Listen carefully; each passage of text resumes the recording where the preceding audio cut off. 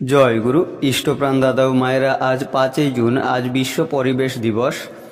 আজ এই বিশেষ দিনে শ্রী শ্রী ঠাকুরের এই কাহিনীটি জেনে নেব এবং কয়েকটি ছবি রয়েছে। পরম পূজ্যপাদ শ্রী শ্রী আচার্যদেব 2019 সালে বিশ্ব পরিবেশ দিবস উপলক্ষে বৃক্ষরোপণ করেছিলেন, তারই কিছু ছবি আমরা দেখছি।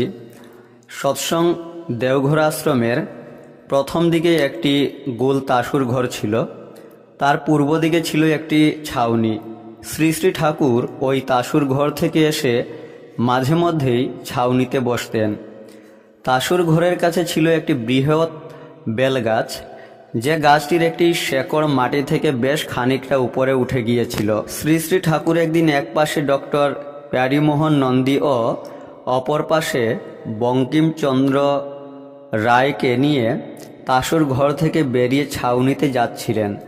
এমন সময় ওই পথে উঠে থাকা বেলগাছের শিকড়ে বেশ জুড়ে হোঁচট খেয়ে শ্রী শ্রী ঠাকুর পড়ে যাওয়ার উপক্রম হলেন। শ্রী শ্রী ঠাকুরের বেশ খানিকটা আঘাত লাগল। ঠাকুর কোনোরকম নিজেকে সামলে নিয়ে নির্দিষ্ট স্থানে গিয়ে বসলেন।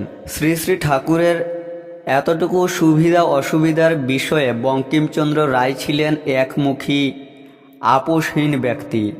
শ্রী শ্রী ঠাকুর বসতেই সঙ্গে সঙ্গে বঙ্কিমদা কোথায় উধাও হয়ে গেলেন। ঠাকুর একটু পরেই ব্যস্ত হয়ে পড়লেন, বারবার খোঁজ নিতে লাগলেন, বঙ্কিম কোথায়, বঙ্কিম কোথায়। অবশেষে বঙ্কিমদাকে ডেকে নিয়ে আসা হলো। ঠাকুর প্রশ্ন করলেন, কোথায় ছিলিস? বঙ্কিমদা চুপ হয়ে রইলেন, কিছু বলছেন না তিনি। শ্রী শ্রী ঠাকুরের মুখ গম্ভীর, চোখ ছল ছল করছে।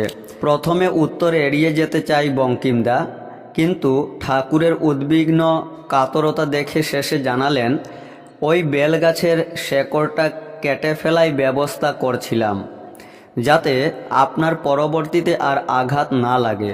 ঠাকুর সঙ্গে সঙ্গে বেদনার্ত মুখে আকুলভাবে বঙ্কিমদাকে বললেন, বঙ্কিম, তোমার হাত যদি কাটা যায় তবে কেমন লাগে? তোমার হাতেরও তো মাঝে মধ্যে আঘাত লাগে আমার লক্ষ্মীটি।